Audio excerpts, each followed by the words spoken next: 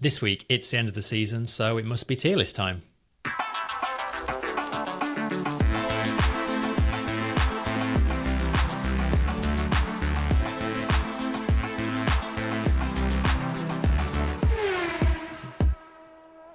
Hello everyone, welcome to Back of the Grid. I am Chris, joined by Tom. Hello. And no Stu, sadly, for the end of the season. He's a very poorly boy, and we tried to hold out, but this is literally the last day of the year that we could all have done it, and he's still not well, so unfortunately just the two of us this week. But as is tradition, last episode of the season, it is time to rank all the drivers and teams. We've got our tier list because we are peak internet. I guess we'll just dive straight into it. There's a lot to get through. 24 drivers, is it this season, I think? Yeah, so. We've got everybody in the tier list except for Jack Doohan, because that was probably going to be a little bit harsh putting Doohan through this level of pure scrutiny after so few races this season. I mean, he literally just did the one, didn't he? He did practice sessions, but he only actually did the one full race weekend. So yeah, would have been a bit harsh. We've got the replacement drivers that we had through the season in Lawson and Colapinto. We've got the temporary driver, Mr. Behrman, and we've also got the drivers who got replaced, because we've got Ricciardo and we've got Logan Sargent. The drivers of Christmas past. Yeah, how fitting. For those of you listening and not watching, we're using the same tiers as we did for the mid-season review. So we've got S is top tier, A is solid, reliable, B is doing just fine, C is questionable, and D is shouldn't even be here. Yeah. Which actually some of the drivers on this, I think we put in shouldn't even be here mid-season, and they are no longer here. So that tier works, I suppose. Yeah, I mean, not all of them, but if you want a quick reference, there were 6 drivers who were in that tier. Wow, we were that harsh. The 6 drivers that were in this tier at mid-season, they shouldn't even be here. Perez, gone. Joe, gone. Or going, just not coming back. Sargent went. Magnussen, going. Ricciardo went. And Stroll, unfortunately, still here. Has a seat forever. Stroll has the secret access card. I think we'll do reverse championship order. Probably makes most sense. Yeah. So we'll start off with Sauber. We've just mentioned Josh. We'll do him first. Disappointing year, all in all, for him. I felt like last year he made a bit of a step forward and was kind of showing improvements, and this year he's had the odd decent weekend. Obviously there was his point scoring weekend in Qatar, was it? He scored points, I think. Yes, but other than that, it's been pretty poor, I think. What about you? I think not much changed between when we did the last review and when we're doing this one. Like you say, he did get a points finish in there, but it's not. I don't know. Has he been bottom tier bad, or is he questionable? Difficult. I'm trying to think how many people finished in Qatar. How many people actually finished the race? Because that's definitely a factor in it. Like, bearing in mind, he finished 8th, but like 5 other people who should have finished ahead of him retired. Yeah, there were 1, 2, 3, 4. There were 5 retirements in Qatar. Most of them were people who should have finished ahead of him. Because Ocon went out through one of the crashes. Stroll, despite us debating whether he should be here or not, probably would have finished ahead of him. Perez went out. Yeah. I can't remember who the other ones were. There was one of the Alpines, one of the Haases. I said Ocon, so we've got one of the Williams. Haas was Hulkenberg. Yeah. So, yeah, I don't know. Might have got a couple of points, but I don't think that... Well, I suppose technically it's 4 points, isn't it, for 8th? But even still, I think it's one of those that... he's either sort of top of the bottom tier or bottom of C tier, I think, for me. I mean, I'm going to still put him in D, I think. Yeah, let's put him in D. We can always move him around later on if we feel we need to. But I mean, think we could. Put him in D. Yeah. Bottas next. Rough year for him, a pointless season. He did avoid finishing last just. I feel like Bottas has shown flashes of what we know he's capable of, like qualifying in Abu Dhabi being a prime example of that. But then the race in Abu Dhabi also showed the worst of what Bottas is capable of. Yeah, I mean, with both of these guys, they've been working with such ropey machinery all season. And to be fair to Joe, I think he's been the one having the kind of Franken car most of the season, whereas Bottas has been getting the upgrades sooner. So you'd maybe hope Bottas would have done more with the machinery he's got. I think Bottas has been questionable this year. I think he's a C tier for me. I was debating whether or not we should have bumped him down because we had him at C tier mid-season, and he hasn't really done anything. He's definitely done nothing to change my mind on that in terms of improvement since mid-season. The results have been the same, if not worse, in some scenarios. So, because you're a resident Bottas fan, I'll allow questionable. How's that sound? Rather than being harsh I think that's the absolute most I can push for. I think the thing for me, I guess, that's maybe saves Bottas compared to Zhou Guanyu is the fact that I think if you'd put the two of them in something like the Haas, I would say Bottas would start looking more like Hülkenberg. Zhou Guanyu would probably still be around that Kevin Magnussen. I totally agree with that. Do you know what I mean? Like if they're in a car more capable, like what the Haas boys have had this year, I feel like you'd have seen better out of Bottas, but maybe not that much different from Zhou. So that's kind of why I'm separating them there. And obviously, it's been announced today that Bottas is going to be going back to Mercedes as their third driver, and I can definitely see him sticking, much like Hülkenberg has, kind of sticking around close enough that in a year or two's time, there's lots of rookies coming in next year. Maybe some of those won't be able to swim. Bottas might come back in the same sort of way that Hülkenberg did and Ocon did in the past as well. So maybe so. What about the team overall? We've got the Sauber themselves. They've just been dire, haven't they? There's no... It's probably the easiest one so far. Absolutely dire. Stick them at the bottom. 100%. It's so easy to do. Next in the constructors was Williams. 3 drivers to do here. Again, we can start with the easiest one. Sargent, we said mid-season he shouldn't be there, and he did. If anything, he got worse since then and did eventually lose his seat. Yeah, that one's He's not going easier. anywhere else. Shoot Albon next. Yeah, Albon's an interesting one. So Albon, we had him as questionable. And to be fair, I would say with how the performances were looking when you start comparing him with Colapinto for that period when Colapinto joined the team, you had... I mean, yeah, fair enough, they weren't necessarily all his fault, but he had something like 3 or 4 retirements in 5 races. But then again, something like that. On the flip side, Colapinto didn't finish the last few races either, did he? So it swings and roundabouts, I guess. And like I say, not necessarily everything was always Albon's fault. Yeah, I mean, Williams last... Silly crashes, in my opinion.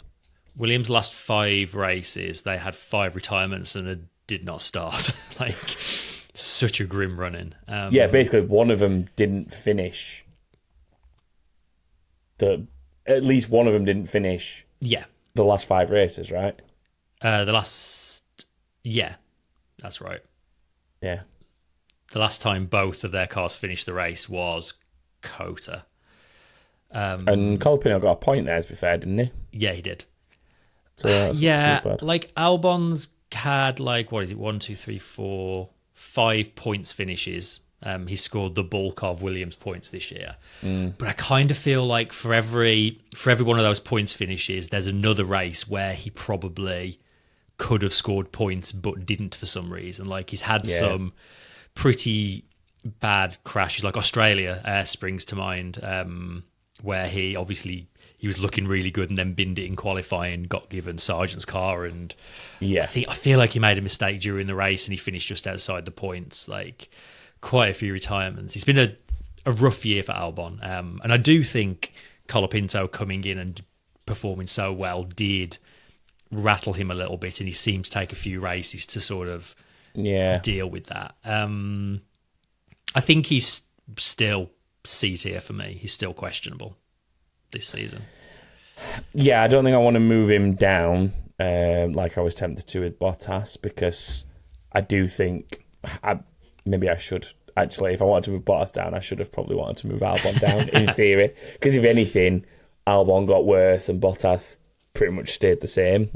But I think I kind of come back to the that's the whole scenario of if it was a better car, he would have maybe been doing better in it. And there were moments when the car was working towards the end of the season and it was getting better, you did see these flashes of like Albon that we sort of think that we know.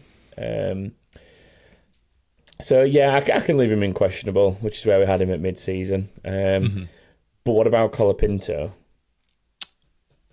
Colapinto. Yeah, an interesting one. So we've obviously got, what was it, 1, 2, 3, 4, 5, 6, 7, 9 races we've got to judge him on. He came out of the gates very impressively. Didn't score points in Italy, but did very well. And then points in Baku, just outside the points in Singapore, points in USA, just outside the points in Mexico. Then followed that up with 3 retirements in the last 4 races. Yeah, like he almost came out of nowhere, Colapinto. Like he was not one of the drivers people talked about in Formula 2 as, you know, one of the next big things, Formula 1 material. But like he took his chance and really did a lot with it.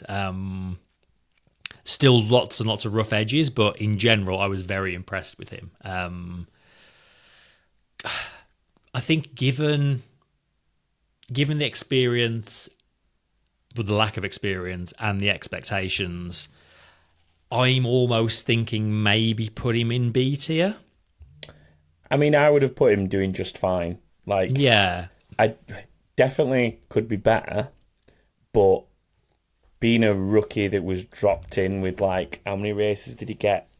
8?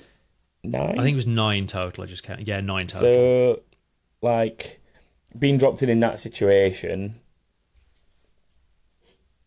and sort of getting some of the early results that he did, even if it did sort of tail off a little bit towards the end, I think for someone in his position as a rookie coming in, it's not all that bad. I mean, come on, he's finished above 2 drivers who were full-time. He's finished above the driver he replaced, who did obviously more races than him in the same car, technically speaking. I mean, yeah, fair enough, it got upgraded towards the end of the season, so it was technically speaking a better car for Colapinto, but regardless, he got more points than the driver he replaced. And I know Lawson didn't have as many races, I guess, but he finished above Lawson as well. And although Lawson didn't have as many races, Colapinto did technically have a better result because he got an 8th, didn't he? So that's why he got more points, because one of his finishes was higher. And Lawson was definitely in a better car as well. Exactly. So I think he's fine. He's fine. Yeah, I very much hope he gets a further chance. Beyond this 9-race cameo that he had. Definitely. Hey, there's a seat opening up at Red Bull. Well, not at Red Bull.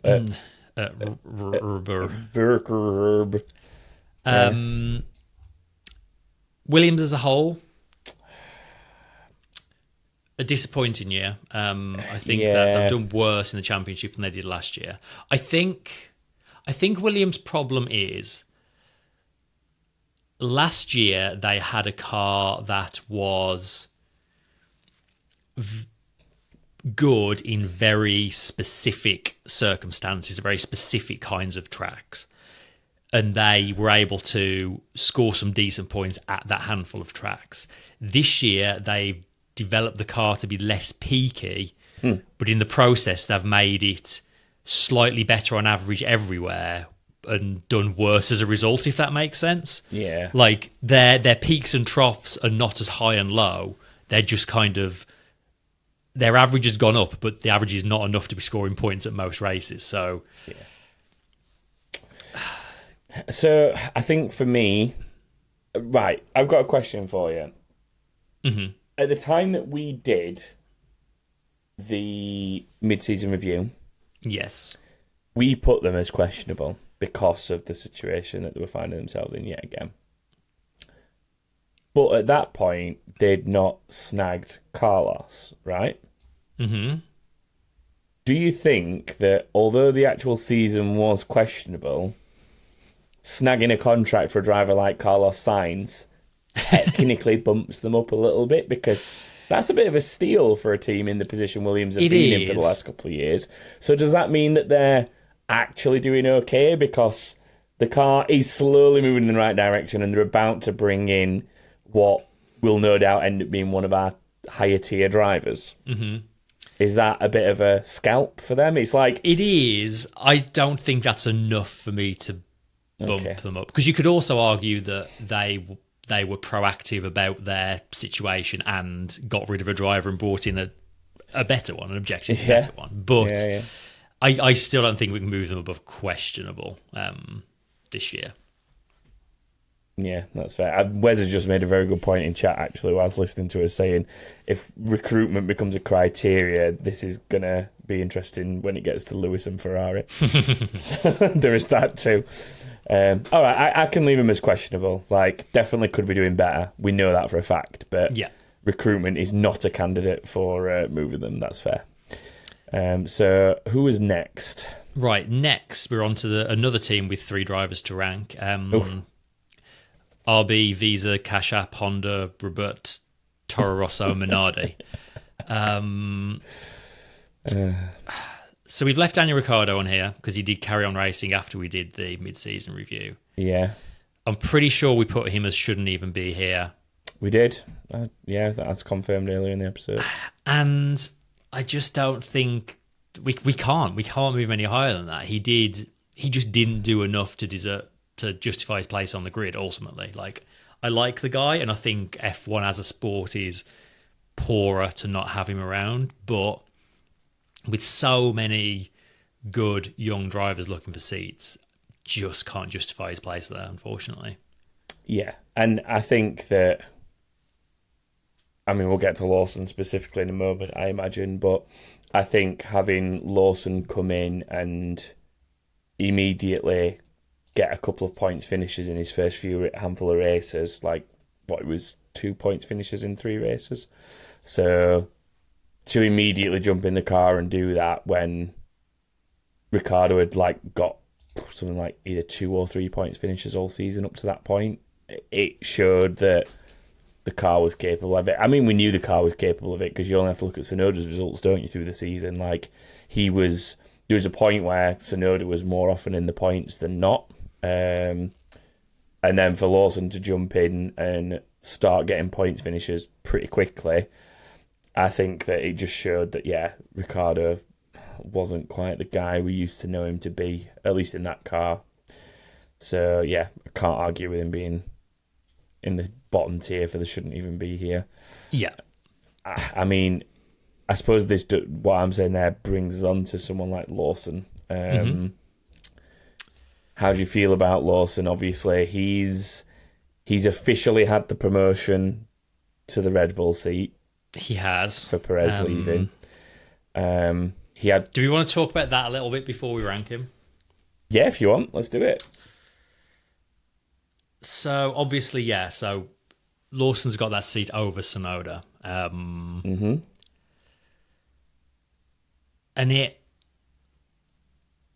Lawson's a bit of an unknown quantity. He did, 6 races this season? He did about 4 last year, was it? I'd have to check, but yeah, around that. Something like that, 4 or 5. Yeah. I don't think it's enough to judge whether we think he's ready for the big time or not. I don't know if...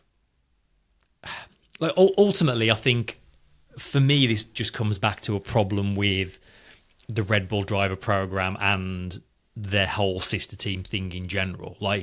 Ultimately, if that team is there supposed to be bringing in the next generation of talent, finding who will be the next big team driver, Tsunoda and Ricciardo don't fulfill that criteria. Ricciardo, isn't Definitely a junior not. driver. He was clearly not shown enough to be getting a Red Bull seat. Tsunoda's in his 4th season now. Either promote him up or they move on. He's there again next season. I just don't see... Ultimately, Lawson should have done an entire season. He should have been in that car this entire season, and then we would have a better idea of whether he's ready. And I really worry that next year we're going to get to mid-season, Lawson's going to have struggled, and we're going to be going through the whole... the same conversation we've had about the second Red Bull seat year on year on year on year on year. Would you have, out of this whole situation, would you have promoted Tsunoda over Lawson and allowed Lawson to have a year in the Racing Bull, as it will be known? Yeah. If I was calling the shots at Red Bull, primarily I'd have signed up Carlos Sainz 8 or 9 months ago. Yeah. That aside, I would have. Yeah, I'd definitely have given Tsunoda a shot. Give him a year.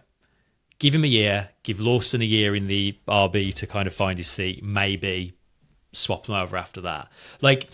I have seen people argue that the Red Bull is clearly a very specific car to drive. Maybe it is better just to get Lawson in it quick smart before he spends time getting habits driving a different kind of car. I guess. And I sort of see that argument, but also good drivers can adapt to whatever car they're in to drive. So I don't know. I really want to be proven wrong. I'd love to see Lawson to go to Red Bull and succeed, but I am skeptical. I don't know why. Maybe it's just because of similarities in nationality, or because obviously they're not the same, but for some reason, I can just see Lawson, Verstappen becoming the next Vettel Weber. Yeah. I don't know why, I just can. Because Verstappen has, obviously, the arrogance is what some people would call it, but I would maybe say I would call it confidence and sort of ruthlessness for sure. Yeah, Verstappen has that exact same mentality that Vettel had while he was at Red Bull, and Lawson is going to be sort of considered the other guy, much like Mark Webber was. No matter how close he ever is to Verstappen, he will be probably considered the other guy, and I can genuinely see multi-21 kind of moments happening next year. I'm not saying that they will, but with the personalities, you've seen little glimpses of the personality that Lawson potentially has behind the wheel. Look at how quickly he made enemies of Perez and Alonso this year. It took 2 races. Exactly. And I know that Tsunoda has his moments where he gets bit angry, a bit shouty, a bit sweary, but I think that with Tsunoda, there's definitely an element of kind of language barrier translation, far more so than there is for Lawson, because English is just a native language to him. So, he's a little bit more, I guess, tongue-in-cheek when you hear it from Lawson. It's at least with Tsunoda, you can understand that sometimes he doesn't know how to express himself in any other way because it's just what he's heard and what he's learned in terms of speaking English. So yeah, I think it'll be interesting, but I do think it's the wrong way around personally. As much as I like Lawson, as much as I want him to do well in the Red Bull. Mm-hmm. Like, this is not a Lawson doesn't deserve the drive kind of comment. This is more of a, I think Yuki's done more to earn it at this point. If they'd both been in the car for the same length of time and Lawson was always ahead of Yuki, hands down, or even if Lawson had been in there all season, he showed that he had some great potential when he stepped in for Ricciardo last year when Ricciardo was ill. Ricciardo then got the seat back and managed 1 points finish after he'd barely had any again all season. Yeah. If he'd even had any at all, I can't remember. But he was in a situation where he'd barely scored any points, and Lawson jumped in the car, scored a 10th or a 9th, whatever it was, within a couple of races. And then we went back to Ricciardo being in the car and not scoring points for a few races. So, he definitely showed the potential to the point where I think a lot of people were thinking Ricciardo's going to go over the winter break and they're going to give Lawson a full season. Yeah. And I think had they done that and then decided to ditch Perez and Lawson had a nice strong season through this season, even if he'd finished behind Tsunoda, but he'd been being able to go toe-to-toe with him for a full season and score those points consistently, I think there'd be a lot less sort of question marks and doubts about is it the right decision, because he'd have come in, done a full season and gone immediately toe-to-toe with the driver who's been in the team 3 years prior. Yeah. I suppose, to play devil's advocate, at this point, 4 seasons in, they know exactly what Tsunoda is capable of. They know what he can do. So he's a very good yardstick for them to have measured Lawson in a short space of time. So, and I guess you do have to factor in that there's a significant Honda connection with Tsunoda. Yeah, that's playing a big part in why he's I'm not there. saying he's only there because of the Honda connection. That's not what I'm saying. But there's definitely an element that he ventures with the Honda engine rather than... Blaze in the Discord has just said I'd put money on Alonso and Tsunoda being the Aston Martin lineup in 26, which is when Aston Martin run Honda engines, and I wouldn't bet against that. That just depends on Stroll being willing to fire his son, though, doesn't it? I guess. I just said just pack him off to WEC sooner or later, please. Yeah. Put him in the Valkyrie and WEC. Yeah, or something. he'll have a great time. Send him over there. That's fine. It's a 3-driver car, so we don't have to watch him for the entire race every time. So yeah, that's fine. Let's do that. But yeah, should we drop Lawson on the tiered list? Where are we going to put him? Do you think? Yeah, I think he did fine in the time that we did see him. I don't think he did anything massively sort of solid and reliable worthy. I don't think he did anything too questionable. I think like Colapinto, he came in to do a job, try and secure some points as a replacement driver, and managed to do that job. 2 points from, what was it, either 5 or 6 finishes is not the end of the world. You do have to look at the fact that on the times when he didn't finish in the points, he was quite a long way down, which is kind of what I was looking at with Zhou Guan Yu earlier. But then that car was a bit of a yo-yo car this year anyway, so I don't think you can put all of that on him. Yeah. I'd be happy to put him in. He did fine. Yeah, same. I guess what about Tsunoda? Because earlier in the season when we did it, we had him as doing just fine. He's technically had less points finishes since we made that assessment, but he has also had retirements that, from memory, I don't think a huge number of them were his fault. I'm trying to think what caused his retirements when he had them. He's had peaks and troughs, Tsunoda. When he's been good, he's been very good and he's scored some decent points, but he's also had some off weekends. I think he's also in the middle of the pack doing just fine category, to be honest. Yeah. If we're going to order them, I'd have him probably above Colapinto and Lawson, but he's in that. Let's do that. We do that. We do that here. That's fine. And what about the team? What do you think about the team?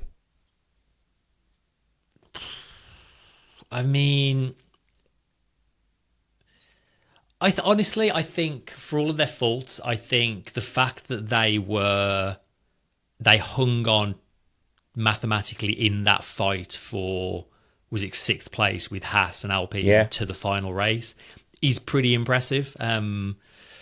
as much as I don't necessarily love the way they go about organising their drivers, I think they've done not a bad job with very little this season. Yeah, I mean, let's put it this way. They were closer to Haas than Williams were to them.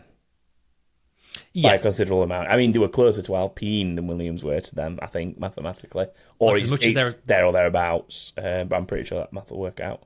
Yeah, as much as they're a team run on Red Bull money, they run on a lot less money than the Red Bull team do. So I could go for a B tier for them, I think. Okay, that's a little bit of a bump for them, just so you know. We had them at questionable early in the season, but I do think a lot of that was to do with what's going on with the whole Ricciardo situation. And maybe that filtering out the way it has a little bit. And I do feel a little bit sorry for this team sometimes, in the sense that they are genuinely at the mercy of what Big Brother Red Bull wants to do with the drivers. Like, do you know what I mean? They've just got Lawson in, they've got him settled, they've got him getting a couple of decent results, and now he's gone again. Like, that's the thing. They're kind of at the mercy of what Red Bull want to do, and now they're going to have yet another driver come in that they're going to have to work with. So, like, poor I do feel for them. Like, running that team. Every time he gets a new driver and that turn out good, he must be like, oh, this is going to be nice while it lasts. But don't know how long that's going to be. Right, let's do Haas next. Haas have had a very good season. For Haas, for sure. Their drivers have had... I mean, let's do Magnussen first. Boy, he's had quite the swan song season, hasn't he?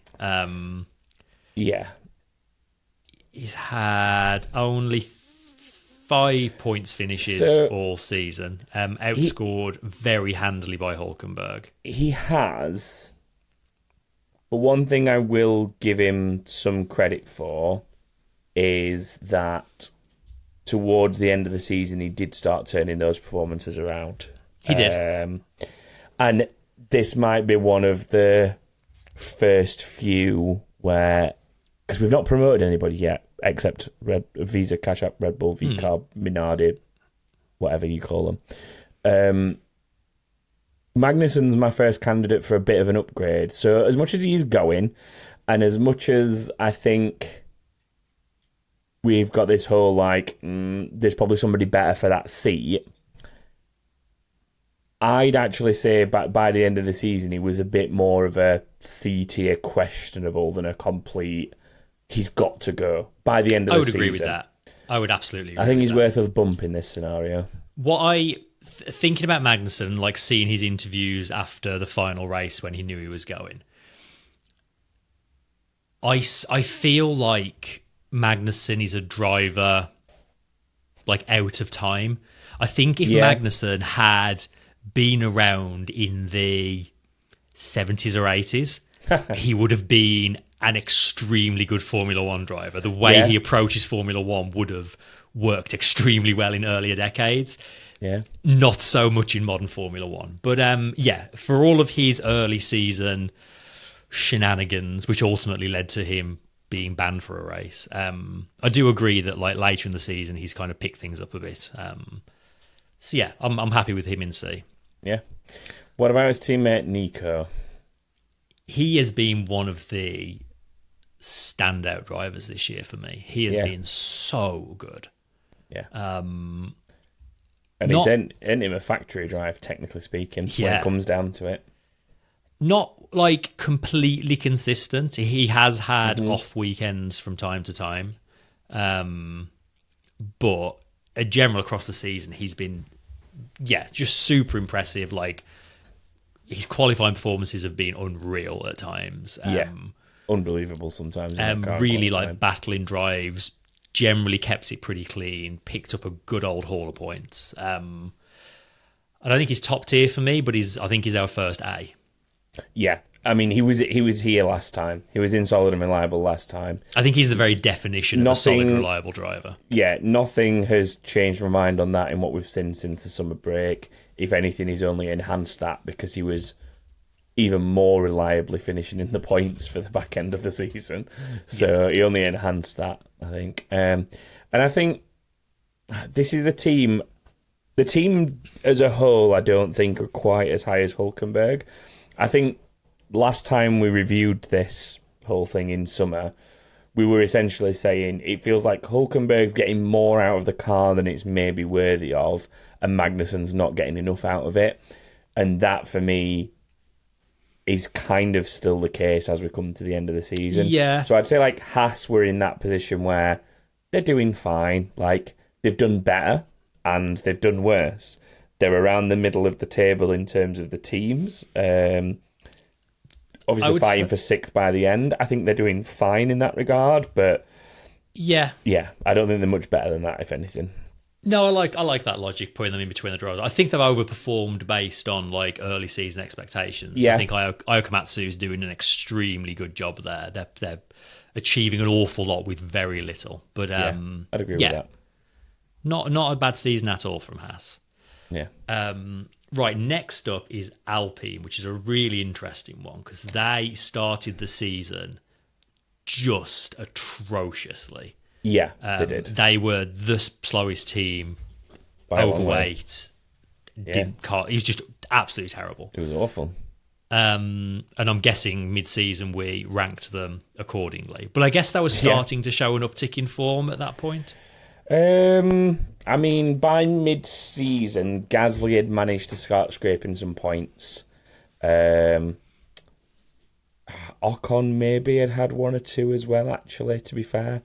I think they'd both managed to, like, get those final points positions in some races. So they had definitely started to turn it around. Yeah. I mean, what I remember is by the time we got to somewhere like Miami, that was when they introduced one of the bigger iterations on the car that brought the weight down, if I remember right. Yes, so that was their first points of the Miami season. upgrade. And yeah, like then they started being fairly consistently in the points, but it was still a bit of a, this is nowhere near good enough for a team that's in the position that you're in terms of resources and what you're supposed to be. I think is what also didn't help. We had them down there because of all the merry-go-round of what was going on with personnel when it comes to pit wall and beyond. Because there was a lot going on there that's gone on this season, and changes in amongst the actual administrative team, let's call it, and the management team.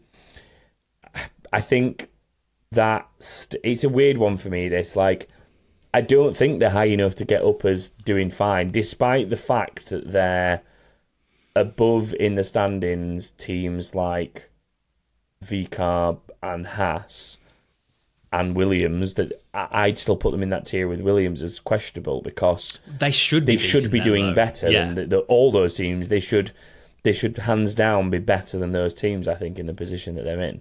And ultimately, that they had that double podium in Brazil, which was a very good result for them and very good drives from their drivers. Absolutely excellent. But it was weather. It was weather. It was quite circumstantial, and without that, they would have finished behind Haas. So I think as a team they are questionable. I also think Ocon I would put in questionable.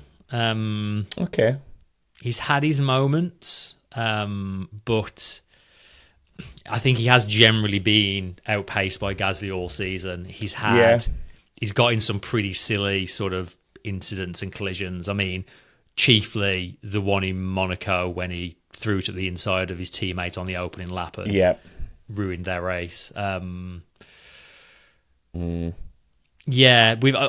definitely been better in previous years. I don't think he was happy at that team. I don't think him going there was ever a really good idea. And I'm looking forward to him settling in better at Haas next year.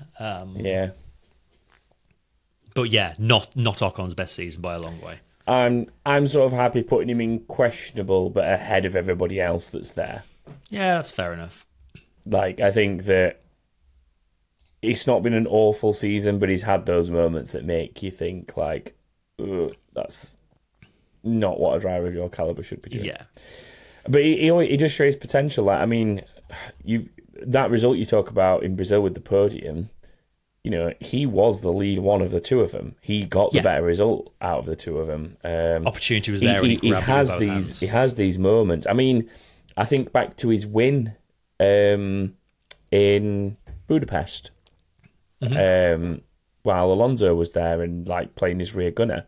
But when he gets these like moments, he does have these flashes where he looks like he could be a really, really good driver. But there's like one, maybe two of those moments in a season.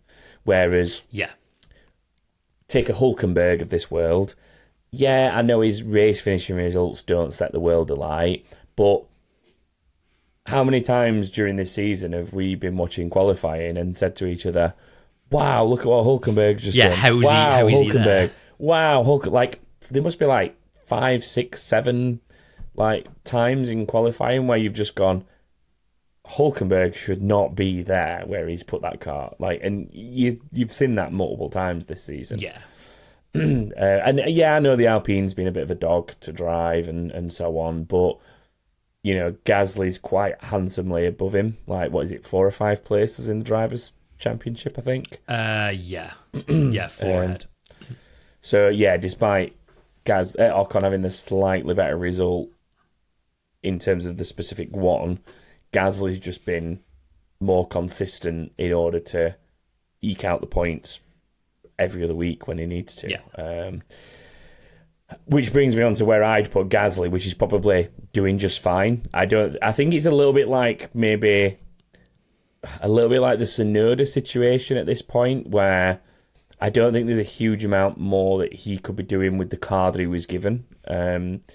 He got about as much out of it as he needed to, but he's not shown anything that's like set the world alight and made you think, get this guy in a better car and he'd win a championship. He's not had one of those moments. Like, yeah, I mean, saying those exact words about Hülkenberg might be a bit of a stretch, but there's been moments this season where you sort of think, wow, imagine if Hülkenberg was in the Red Bull, the Ferrari, the McLaren, like, where would he be if that was a scenario? I've not really looked at the likes of Tsunoda and Gasly and thought, what if they were in that car? Like, imagine where they'd be. So I think he's done fine. He's done what he needs to do, but nothing like, you know, outstanding, if that makes sense. Yeah, I think this is one of Gasly's best seasons in F1. It's up there with his best seasons. I think so, yeah. I think this has been Gasly at the peaks we saw him earlier on in his career. I have seen other people doing similar end-of-season things who have rated him higher, but I think there's maybe a bit of recency bias going on there. Like, he finished the season extremely strongly, but yeah, I think B tier is good for him for me. Yeah, I can go with right. That. Let's keep motoring along. Aston Martin. I mean, let's start with Stroll, who's just had another stinker of a season. Even by his standards, it's been a really poor season. I know the car's not been there, but he's been so far off Alonso. He's made silly mistakes. I mean, he beached it on the formation lap in Brazil, which is simply unforgivable. I mean, he was in the shouldn't even be here tier before he'd done things like that. And yeah, that's me. If there was a tier below, I would genuinely put him in it. Like, as much as Ricciardo's gone, Sargent's gone, and so on. Like, it baffles me sometimes how Stroll is still where he is.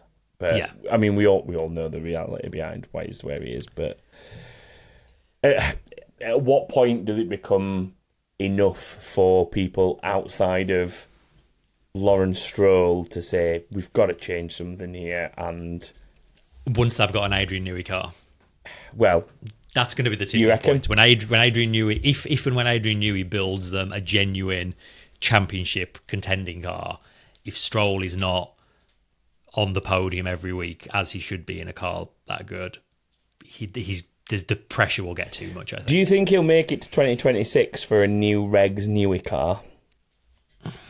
Or do you think that between now and 2026, Aston Martin start looking at other options and get somebody else in the car for 2026? I think Lawrence Stroll will keep him there for 2026 in the hope that new regs, new design and new factory gives them that front-running car, and he can, just through the virtue of having the best car, find himself high over the championship. But I don't think he goes any further than 26. would be my prediction. Are they putting the Honda in 2026? Yeah, well? That's their first Honda year. Mm. What about Alonso? Alonso's had a weird year. It's been, I was about to say, it's been a weird one. Like, decent start to the season, fairly consistent points finishes. We had him in doing just fine. A little bit of a up and down patch through the middle of the season, and then a couple of okay results to see it out. Like, yeah, I mean, I think a weird one overall. I think those points finishes he got towards the tail end of the season were in a car that really shouldn't have been scoring points. Like, true. I think he's done a really good job with an absolute dog of a car this year. He's definitely seems to lose interest at certain points in the season. Is he doing just fine? For context in what you were saying there, I'm literally just looking at points now just to get context on it. And Lance Stroll's last points were in Budapest at Hungary, and he finished 10th. Mm-hmm. In that race, Alonso did finish a place behind him, to be fair, but then scored points in 6 of the remaining races and didn't score points in 5 because there was 11 races left at that point, if my maths is serving me right. So that's the contrast there. And I think, weirdly, it's just been a bit of an anonymous season, I think, for Alonso. It's not been a bad one. It's not been a great one. He's done what he needs to do, but he's been very almost anonymous. Like, I think I would forgive anyone who's watched this season and has kind of forgot that Aston Martin exists. Yeah. It's been so anonymous from them overall. And the only time that they've had any significant camera time is on one of those weekends when Alonso's either really switched on and he's like making moves on people and you're like, old Alonso's back, like that's Alonso that we know, or Lance Stroll's doing something stupid. They're the only 2 times you've really seen him in coverage. So here's what I'll say. Alonso was the highest driver in the championship, not in a Red Bull, Mercedes, McLaren or Ferrari. So let's call it best of the rest. Yeah, best of the rest. And he was best of the rest by like a solid chunk. Alonso scored 70 points. The next closest was Gasly on 42. Yeah. Is that enough for us to call him solid in A tier, or is he just top of B tier? That's where I'm looking. I mean, we had him in the top of B tier last time. I think he's maybe still there. I would probably say the same. I think he's maybe top of B tier at this point. We'll leave him there. Okay. What about the team? Just incredibly disappointing. Is it as bad as questionable? I think it's in this. No, I think it. No, I think it is actually. I think I would say they've had as questionable a season as Alpine have had. So I think we put them in questionable with Alpine. Yeah, that's fair. Yeah, that's fair. Right, who is next in the championship? Next up is the Mercedes. Yeah, we're getting to the meaty ones now. We are getting to the meaty ones now. Which Mercedes driver do you want to do first? George has been very good this year. Yeah. Very good. Better than I thought he would be. And I mean, as we said after the last race, he's beaten Hamilton in terms of seasons won and lost over their time together. I think Hamilton ended up a couple of points total ahead of him. George has been very quick, very sort of canny. He's sort of taken punts on things, sort of called strategy from the car and done a good job with that. He's qualified very well, which is not traditionally his greatest strength, but he's qualifying really come on this year. He has also made several mistakes. There's still mistakes in him. We had that retirement in Australia, which still, I've remembered the other day that Alonso got a penalty for George crashing behind him, which still is bizarre to me. But a very good season from George. Not top tier good, but I think it's like A tier, solid, reliable. I'd definitely be talking you down from top tier. I'm more than happy for George to be in solid and reliable. Like, it's rare that he's finished outside of the points this season. One of the instances is Australia that you've already mentioned. Silverstone, with what went on there, was one of them. And that was it, I think. Yeah, I think so. Like, that's the only 2 times he's finished out of the points, I think. So that's a pretty strong season overall. Like, that's pretty reliable, I guess.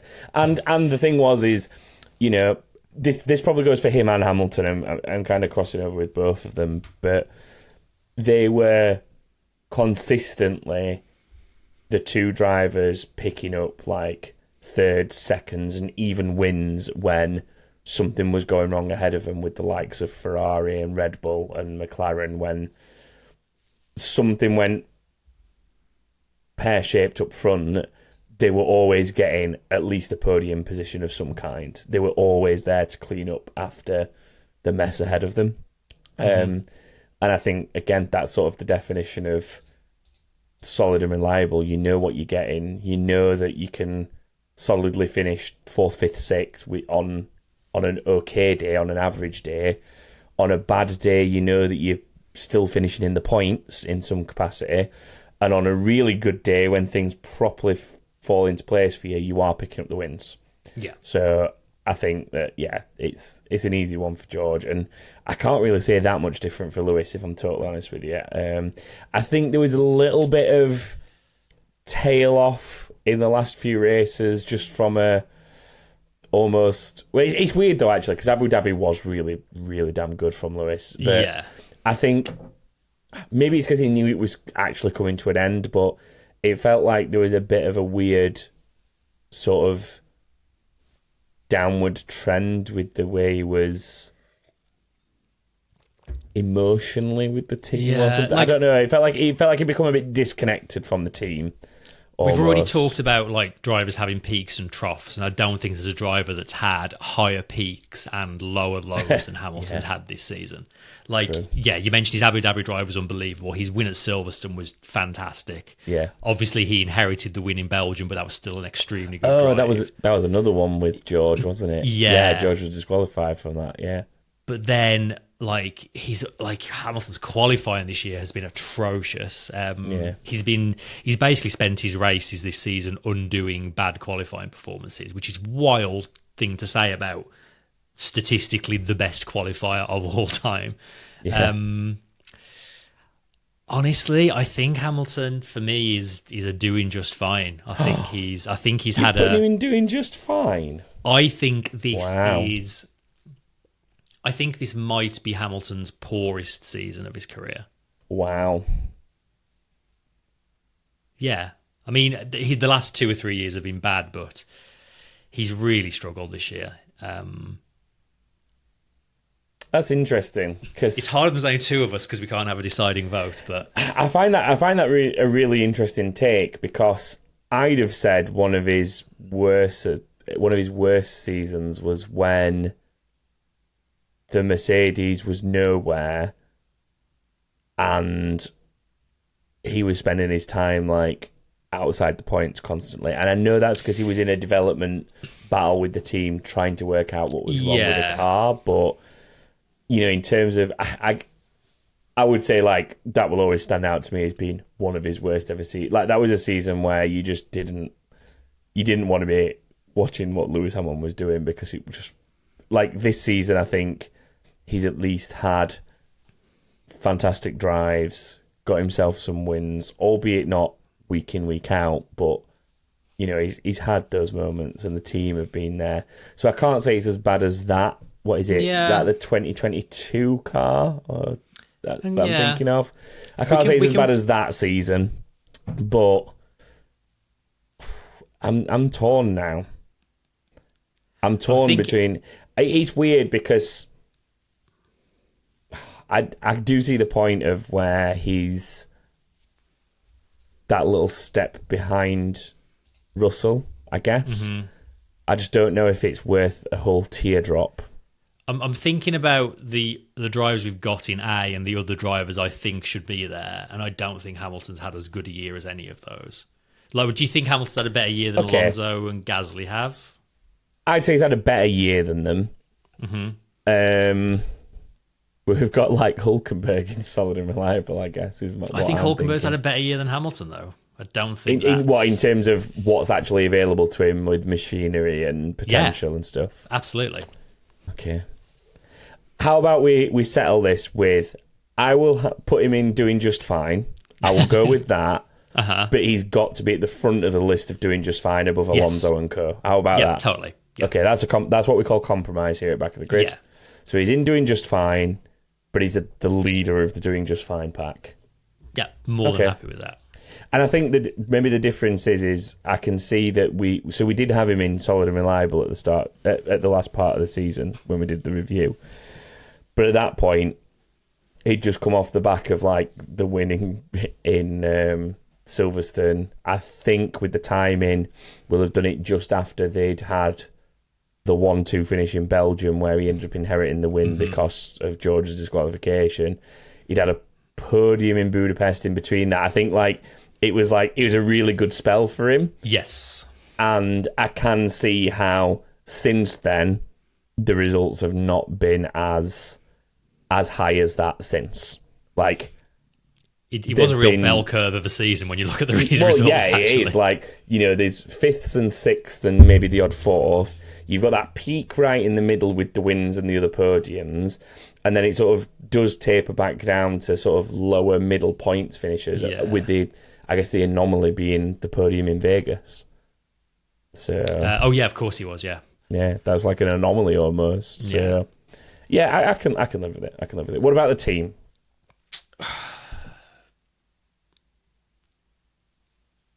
The team, it's the same story, isn't it? Like, when the car's good, it works really well. When it doesn't, it's terrible. They definitely showed gradual improvement throughout the year.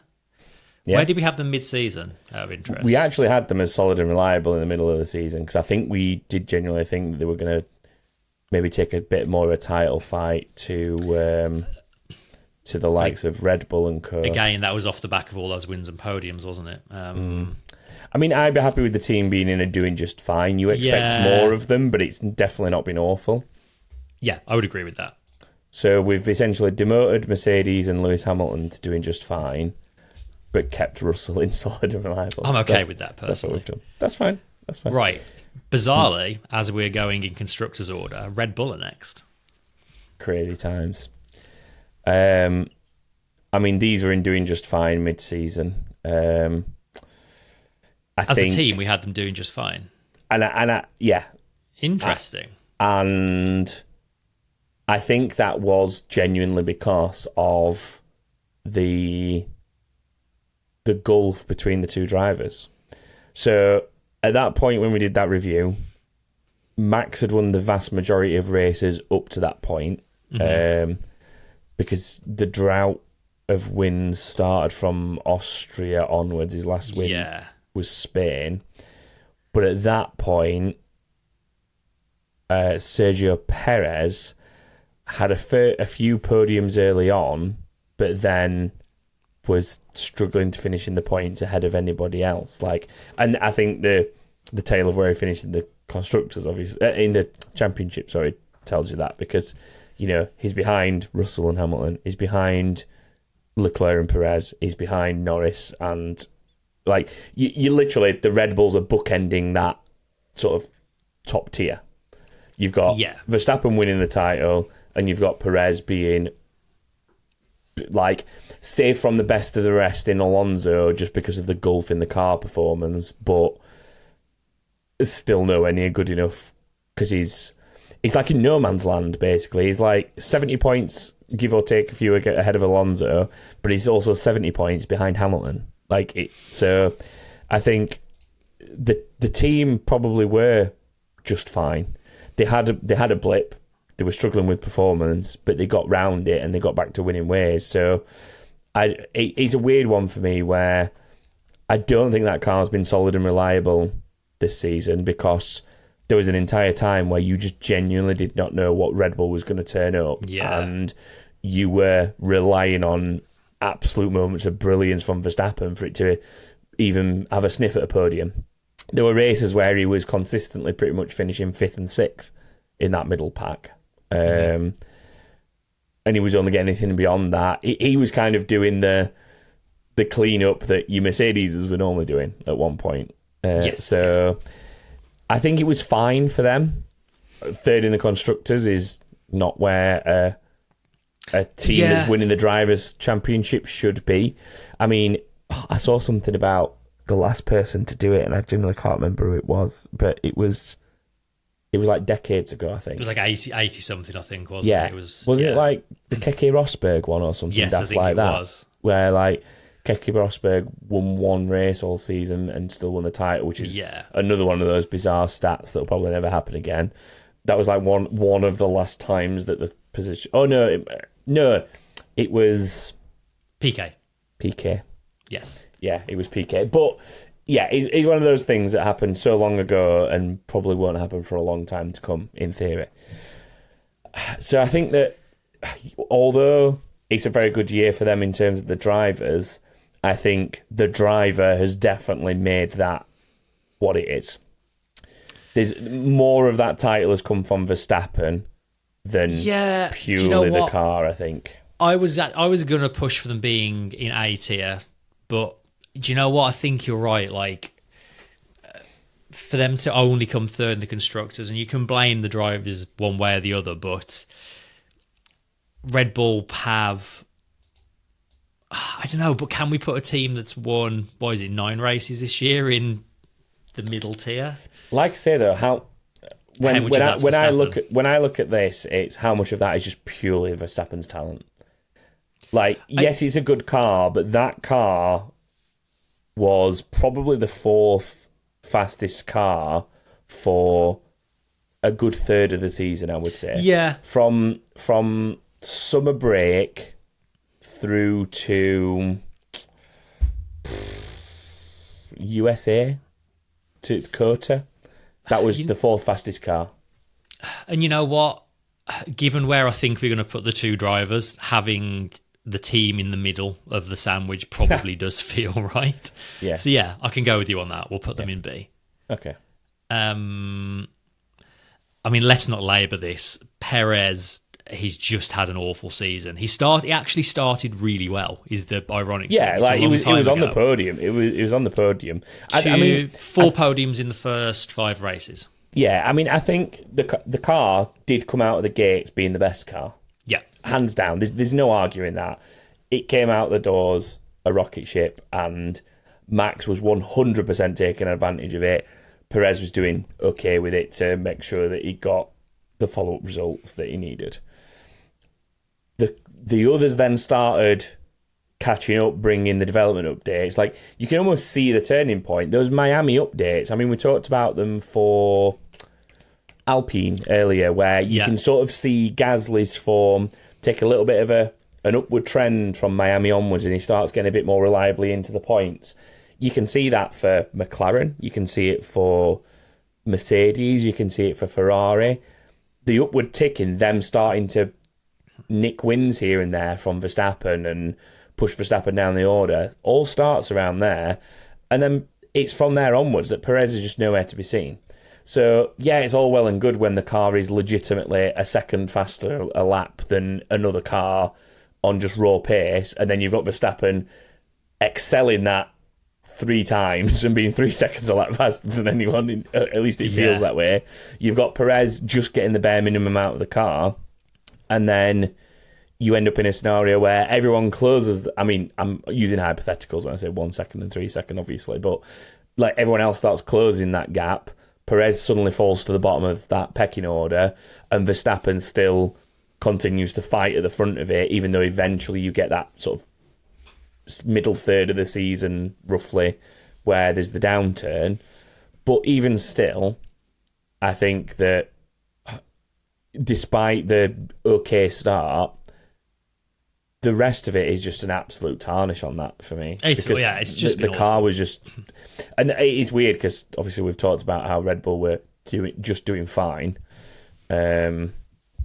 despite the really strong start. But I think that's kind of why they are doing just fine. How can you go from being that dominant for the first 5 races to being up and down for the remainder of the season and the 4th fastest car at one point? But yeah, I think it's easy, isn't it? Perez in the bottom tier, Verstappen in the top tier. Yeah, I mean, Verstappen's been unbelievable this year.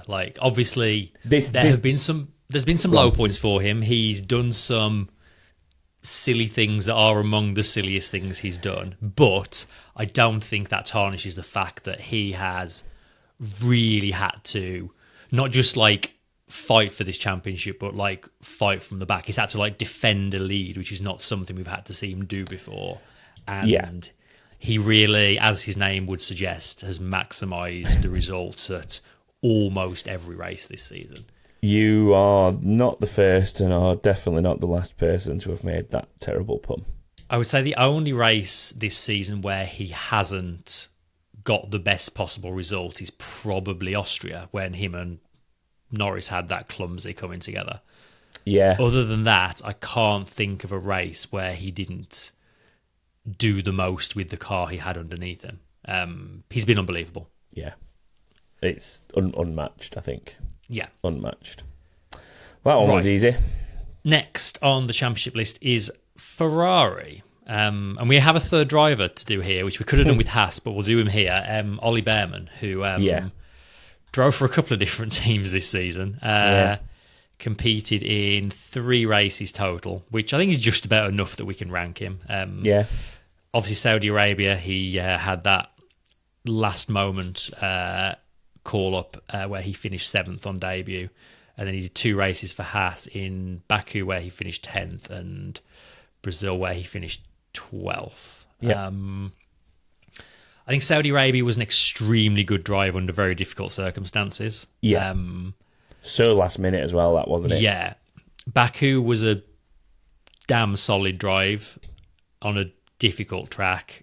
Yeah. Brazil was a pretty messy one for him. I think he actually out-qualified Hulkenberg in Brazil, but then he had a very messy race. It wasn't his best race performance, but I think when you're comparing the 3 and the sort of fairly last-minute inclusions, I mean, the only one that probably wasn't a last-minute inclusion was Azerbaijan, because that was the one where... Oh, it was Magnussen's ban, wasn't it? Magnussen's ban, so we kind of knew that one was coming. But the others were a little bit more... you got Sainz with appendicitis, and I've generally forgot what was wrong with Magnussen that got him in the Haas for Brazil. Did he have an accident and wasn't quite right? I think he might just have been ill. I think he just had... Or was he just unwell? Yeah, I think he was just unwell for that one. Either way, yeah. I would say Behrman has done as good a job, if not slightly better, than as Colapinto. So I think I'd be happy with him to be in and around Colapinto in B tier. Yeah, I mean, I can't... I think he did fine. It was an impressive Ferrari debut, to get the points and have a decent drive. I mean, he finished ahead of Norris that race, which is good going. He finished ahead of Hamilton that race. Yeah, he was holding off Hamilton and Norris in the closing stages, which is no mean feat. If all 3 races had been like that, he'd 100% be a candidate for dropping into that solid and reliable. I think, given the other 2 were fairly standard races and played out as such, there's no real fault to pick. I think he did fine. So let's get him in there. Stick him next to Colapinto and co. You want to stick him with Colapinto? Yeah, I think so. Reet. In the business end now. The 2 Ferrari drivers. I think they've both had extremely good seasons. I think... Let's do Sainz first. Okay. I don't think he's been top tier good. He's had a lot of extremely good performances, but he's also had a handful of off weekends. Leclerc has been faster than him in qualifying all season, which you'd expect because Leclerc's a phenomenal qualifier. But in general, across the season, he has been the second best of the two drivers. And I think for me, it just about drops him down into A, probably above Russell. In fact, definitely above Russell, but in A is where I would have him. We had him as solid and reliable in A tier mid-season. I would not change that. Yeah, I think, albeit he's had one or two, like you say, off races, but generally speaking, he's been reliable enough to get the job done when he's needed to. And yeah, I think that's fine. Sainz is someone we had a little bit of inbox on, so I'm going to propose the question to you whilst we're here. Oh yeah, go for it. So Lucas sent in a question saying, if Sainz had actually stayed with McLaren, would he have won the Drivers' Championship this year? Ooh, that's an excellent question. And I sit here in my McLaren hat with my Sainz hat not far away. I would say that I don't know if he'd have won it, but I do actually think he might have been able to push Verstappen that little bit further, that little bit harder. Bearing in mind, start of the season, he was the guy running second in the championship despite appendicitis. Yeah. There was a period where that was the case. I don't think he would have been able to win the championship. I suspect he may well have, if not beaten Norris, been closer to Norris than Piastri was. Yeah. But I think he may well have beaten Norris over the season if they were in the same car this year. I think that as well. Right. Let's do Leclerc. I'm going to throw in what may be a controversial statement here and see what you do with it. Go. I think Leclerc has been the second best driver on the grid this year. Ooh, interesting. And I think he's a top tier. That's a big jump from where we had him mid-season. I'm just going to put that out there. We had him as doing fine mid-season. I also recall mid-season you and Elizabeth massively outvoting me on Leclerc and me fighting for him to be higher, and democracy prevailed. But I think he's been so good this year. Again, like going back to the measure we've done before, trying to think of a race where Leclerc hasn't got the most out of that car. Silverstone, he had a stinker. Yeah, he did have some rotten luck in the middle of the season, to be fair. Has some awful luck, yeah. I think the thing for us is, when it came to mid-season, we were looking at it as, so we've just put Sainz, like, the top of solid and reliable, debatable if, like, he could have been considered for top tier, basically. That's kind of where we put Sainz. By mid-season, we were looking at the fact that it had taken Charles until Monaco to get a win, and we all know that was done on qualifying day. Yeah. And outside of that, yes, he'd had a handful of podiums, but that was about it. We were probably looking at Sainz as being, he's been on the podium and won a race with an appendicitis outbreak in the middle of all that.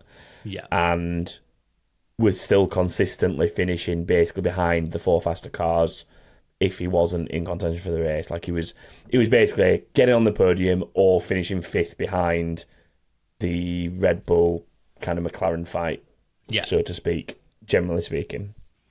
So I can see why we went with Sainz being higher than Leclerc at that time.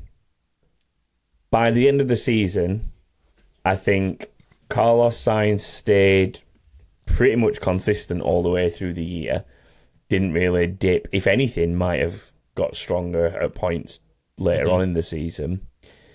But I think Charles' turnaround and the run of, like, what was it? Something like 7 podiums he got. Like, he went on a real run of thirds, firsts, seconds. Like, he obviously won Monza. That's always huge for Ferrari. Yeah, and Belgium to Mexico, he was on the podium 6 out of 7 times. Oh, there you go. And then he had 2 more What was the one he podiums. missed? Singapore was the one he missed. Yep. Okay.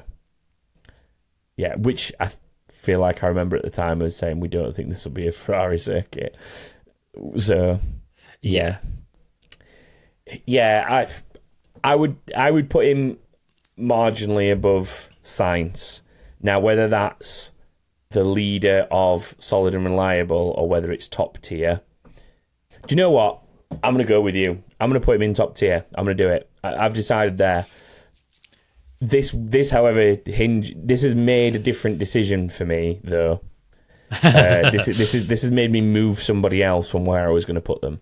Interesting. Okay. So we'll get to that in a moment. So I'm going to go with him in top tier. I'm going to get him up there with Verstappen. Nice. Not quite as good a season as Verstappen. No. Because Verstappen has been almost untouchable. Flawless, yeah. Almost untouchable.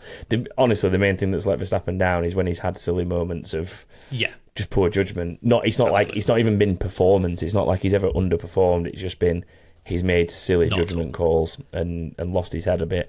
But anyway, yeah, Leclerc up there, not quite as good as him. Ferrari, I think, solid and reliable. I think I agree. We had him as questionable mid-season. Oh, really? So they've turned that around. Yeah. Like, they're not making the silly mistakes they used to. They still have fluctuations in form, but a lot more consistent. Prevost is doing a phenomenal job at that team. And I cannot wait to see Leclerc and Hamilton as teammates, because I think that's going to be... It's going to be awesome. I mean, I know we're not allowed to take signings into consideration of drivers and stuff, but it's a pretty good snag, that one, isn't it? If nothing else, Saturdays next year, we're going to have the best qualifier of all time statistically going up against who I would say is the best qualifier on the current grid. And I'm really interested to see how that shakes out between them. That's the one thing that if Leclerc wants to mount a serious title fight in a future year, a little like Norris, to be fair, him and Norris have a very similar problem, which is excellent at getting their way to the front of the grid on a Saturday, excellent at getting themselves either a pole position or a second, like a front row start, a second place start. But keeping that by turn one, they both seem to have a nightmare. Well, no, sorry. Norris, it's keeping it by turn one. Leclerc is just converting it into a win overall. It's not necessarily a run to turn one issue where it is quite specifically that for Norris. With Leclerc, it's more the race then doesn't go his way. So it was maybe more a race pace thing with the car or with the way he was driving the car that I think was the problem, but that's by the by. But yeah, I think solid and reliable for the team. So that jumps us to the constructor who has had the best season statistically speaking. Points speaking, maybe not necessarily statistically speaking, depending on what statistics you want to look at. McLaren, Constructors Champions, tried pretty hard at times to not be Constructors Champions. They probably should have wrapped it up with a race or two to spare, but still, they've done a very good job. Like we said last time, like if you look at what they've done with that team to turn them around, I mean, not just this season, they've made huge improvements, but going back to the beginning of last year when they were bottom of the pile. It's not the most convincing Constructors' Championship I've ever seen, but nope, I'd agree. Do we still have to put them top tier as champions? No, I think earlier in the season we had them as solid and reliable, and we had them above Red Bull, I think we ordered them in solid and reliable, McLaren then Mercedes earlier in the season, and I want to say that was intentional, like when we purposely put things in a certain way. And I think, for the most part, it's been the best car of the season. It might not have started the best car of the season, but by mid-season it definitely was, and they developed their way into that. They did really well, but I still think they made a lot of questionable decisions in terms of strategy calls. Operationally, they've not been. Like driver organisation in terms of who's giving who a place and why and when and all that kind of mess that we had on multiple occasions. Now, I'm not saying that those kind of things would have turned things around for Lando, because it definitely wouldn't. The gap was too far gone by the end of the season. So I know we said like there could be moments here where we look at the 7 points dropped in Hungary. Would that have been enough to win the title? No, it's not even close. It was like 50 something points by the end of it. So it's like that bit's not up for debate. But I think a team that has a sniff at that kind of opportunity and doesn't start thinking like that operationally is lucky to be a constructor's winner. Yeah, and, I think they were. I mean, look, at the end of the day, they nearly lost second place to Leclerc. Yeah, at the end of the season in the drivers, they were deserving champions, and they did.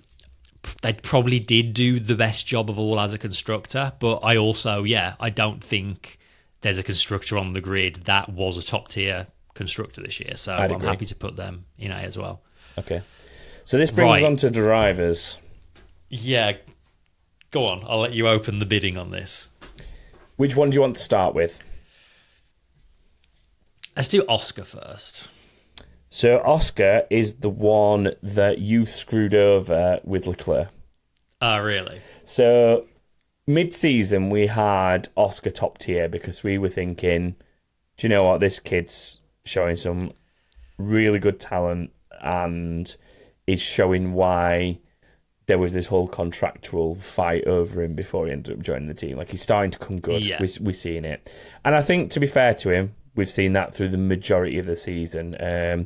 Little bit of a downturn in that sort of spell through the Americas. Like Austin, Mexico, Brazil, Vegas. He had a little bit of a bit of a meh end to the season overall, but generally pretty good. But I know it, even though we had him top tier for how he'd done for the first part of the season, I wouldn't have him there now. Because if I sort of say which of the other drivers is Piastri the caliber of by the end of the season, he's not been as good as Verstappen, he's not been as good as Leclerc, but he's probably been about as good and as he needs to be in terms of comparing him to, say, Sainz or Russell. So I think, for me, Piastri's kind of somewhere in that solid and reliable tier with those two. I totally agree.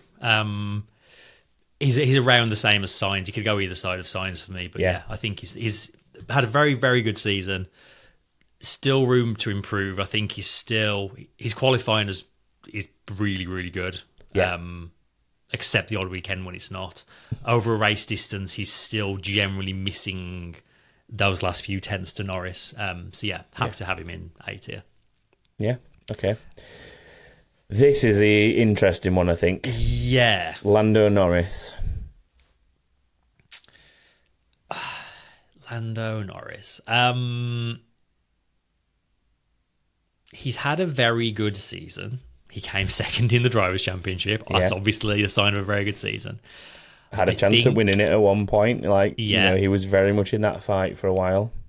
I also think he has made some mistakes and had some off weekends that have cost him. I think the way he, without getting into who was to blame for the crash in Austria, I think what he did afterwards was pretty silly. I think whereas Verstappen nursed his car back to the pits, recovered back for some points, Norris sort of, I think that was not entirely on him, but partially on him. Somewhat panicked. Yeah. Silverstone, he should have won. That's probably more on the team than him, but he holds a little bit of the blame. Brazil, he was pretty disappointing in those conditions. He was shown up by quite a few other drivers there. He had pole there as well, didn't he? He just went backwards. Yeah. And then Qatar, he made that very silly mistake that was hugely costly. And as you said, almost cost him second in the drivers and could have cost them first in the constructors. So good, but not by any stretch unblemished. I definitely, as I've already insinuated, I definitely think Leclerc is above him. The question is whether we still put Norris in top tier or whether he's top of A, I think. And I'm very interested in your thoughts. Honestly, despite being second in the championship, I'm going to say he's in solid and reliable and not top tier.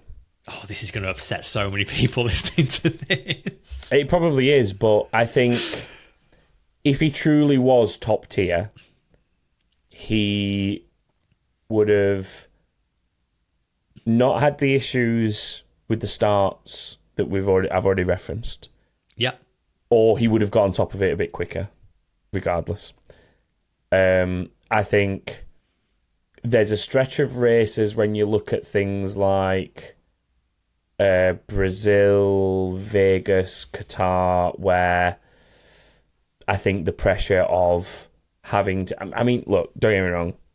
There were other good drivers in other good cars around there. It's not like he had nothing to do but win. I'm not saying that. But when you look at the middle stint of the season where he's winning races or he's coming second and third, fourth, he's picking up massive points, he's eating into that gap to Verstappen, and then it really becomes a race now of it's toe-to-toe, and if I keep finishing above Verstappen, I will win the championship.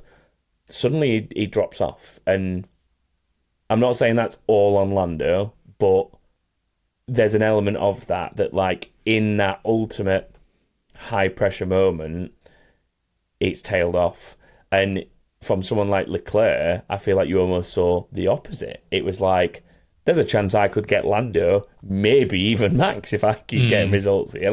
I know Leclerc winning the title was a really serious pipe dream, like far-fetched thing, but him getting Lando in the drivers and Ferrari getting the constructors' title were 100% seriously on throughout the most part. I mean, going back to Abu Dhabi, technically speaking, I'm pretty sure Leclerc could have still jumped Norris, right? If the result had gone... Oh, no, maybe not. He could have. Actually, yeah.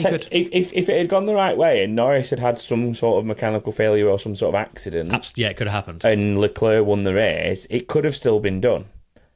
And it's almost like for those last 5 races or so, Lando was almost more concentrated and worried about Leclerc catching him and Ferrari catching the team than he was about actually chasing Max for the title. I don't know. I'm not a professional racing driver, as we all very much know. Maybe this is actually McLaren bias as I sit here in my McLaren hat coming out in a negative way, thinking that driver should have done better for the team I support. I don't know. Maybe I'm being overly harsh, overly critical. Yeah. As someone who really did want to see, like, genuinely wanted to see McLaren win that title. But no, I think there's an element of it. I think if Leclerc had the car that Lando had all season, I think Leclerc possibly does beat Verstappen. You know, when we were talking about, we had that conversation about earlier, Lucas asked a question, if Sainz had never left McLaren, would he have beat Verstappen? And we said it'd be close, but probably played out the same way as it did for Lando. If Leclerc had had that McLaren and instead of Lando closer, or instead of Oscar, it'd have been even closer, if not he'd have beaten Max. I think Leclerc would have done a better job of closing the gap based on how he's performed this season, like for the back end of the season.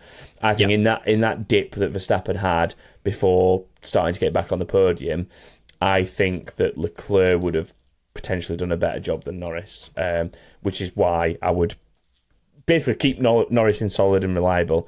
I'm not trying to say he's had an awful season or he's done is terrible. It's more just, and if he needs to keep fine-tuning what he's doing. He needs to learn from it. Yeah. He needs to just come back stronger. And this could be a completely different conversation in 12 months' time, because we could be sat here with an absolutely incredible battle between all 3 of them that goes down to the wire. Or even it could be a battle between Norris and Leclerc and Verstappen isn't even in the picture. Who knows? Like, one can dream. But, if you look at who else we've got in A tier, it's Sainz, Piastri, Russell, and Hülkenberg. Norris is clear of all of them. I don't question that for a second. Let's get him right at the front of solid and reliable. I'm happy with that. Yeah, by some margin. But yeah, I'm with you. I don't think he's quite had what we can call a top tier season. Interesting. And that's it. Yeah. We did it. We did the thing. There's a couple of other bits to go through. One of them is I asked our Discord community to give us their drivers' rankings so we could have a quick compare of what the audience thinks versus what we've come up with. So I asked them to rate every driver out of 10. So I'll quickly run through their order and we can sort of see where it differs to ours. Have you worked this out of an average of how they've scored them? Yeah, just an average of all of their scores. Okay.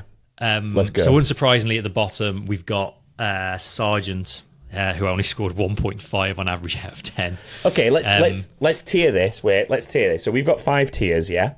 Yeah.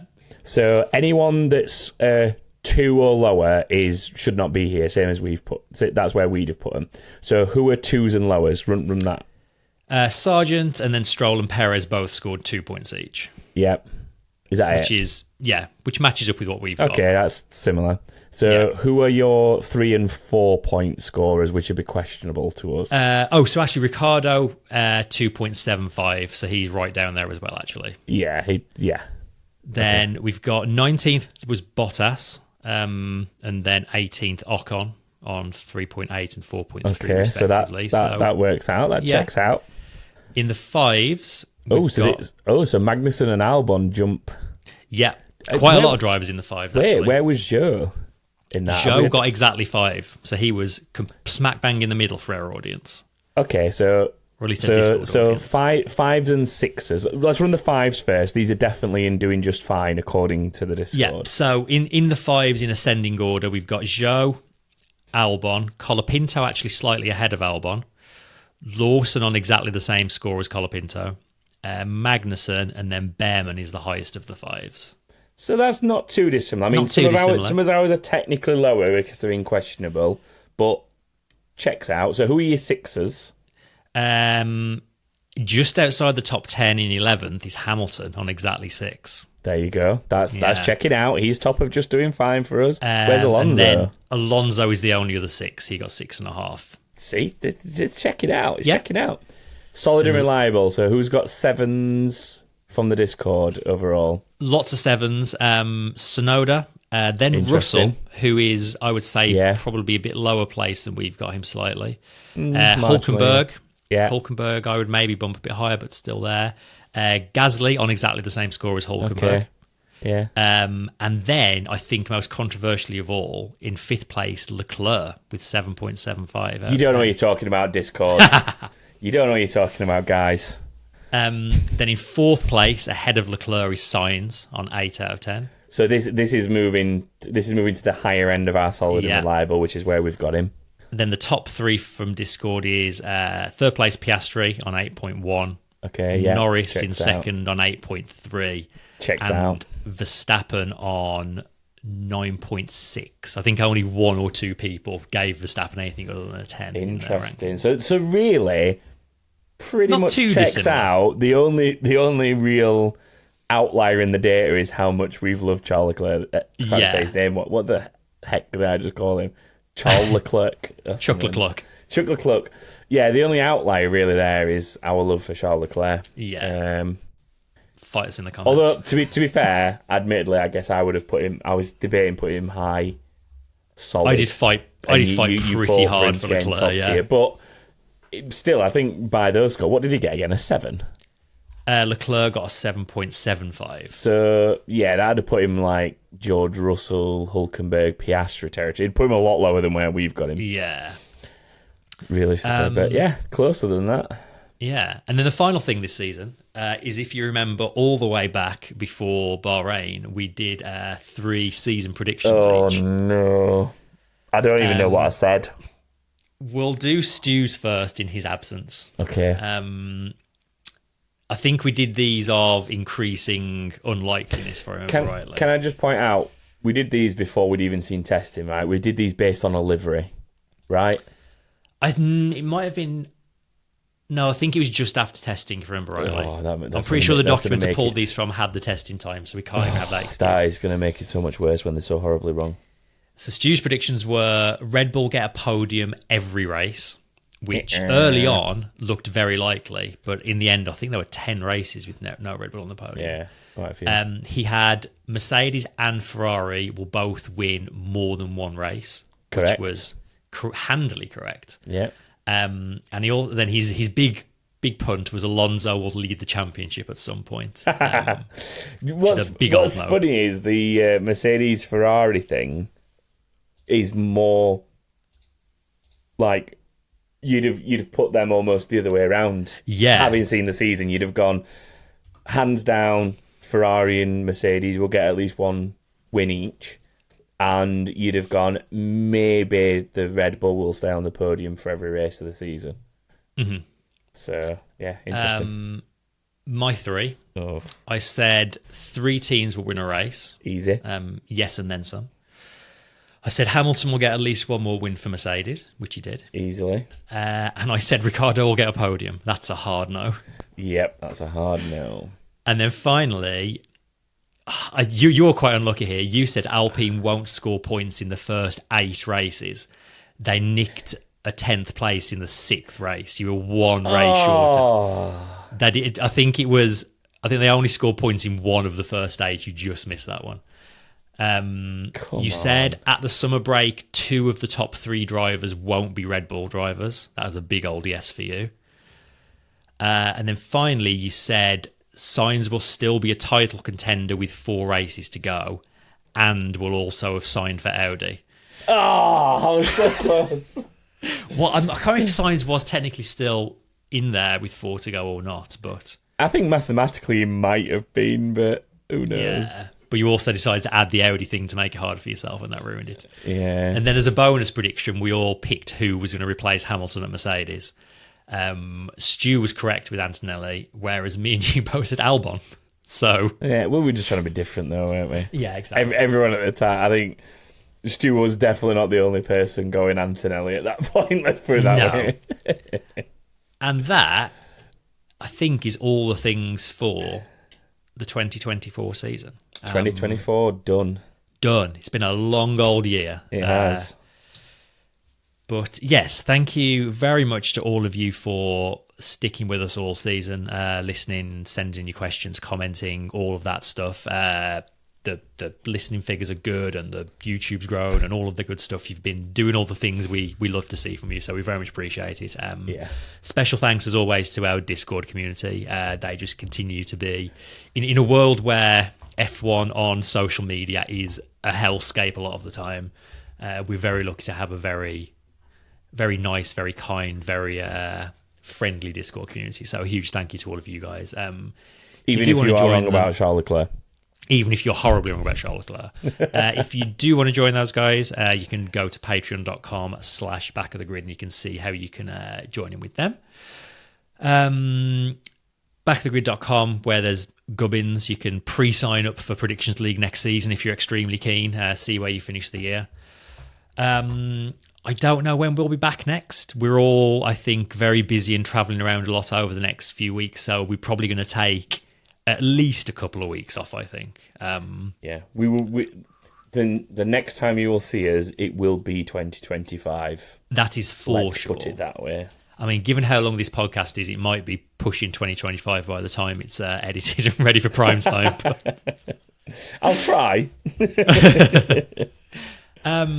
But I think that's everything. So yeah, once again, just massive thank you to you all for listening. We will be back next year for what is shaping up to be an all-timer of a season. Fingers crossed. Fingers crossed. But until then, thank you very much and goodbye. Bye. See you next year.